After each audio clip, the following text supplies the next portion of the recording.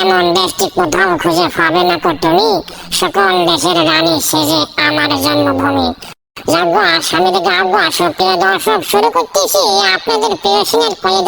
বাংলাদেশ কি বিচিত্র, দেখাবো তার চিত্র।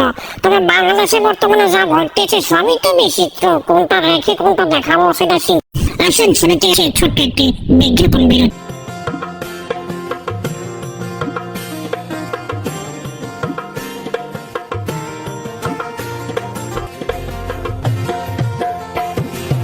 উন্নয়ন কই কই বাস খাওয়াইলা, উন্নয়ন কই কই বাস খাওয়াইলা, কোন কারণে চেতনায় আমার দাম ন দিলা।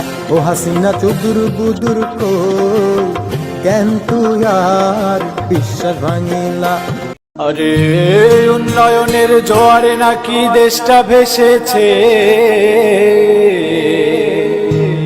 সেই দেশে নাকি আবার নির্বাচন এসেছে।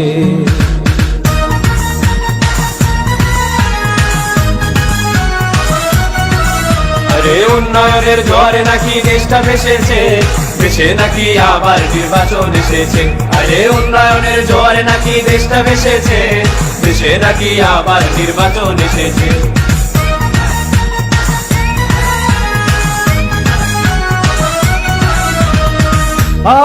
আরে ভাই চেতনায় উজ্জীবিত হয়ে 5 জানুয়ারিতে গেলাম ভোট দিতে।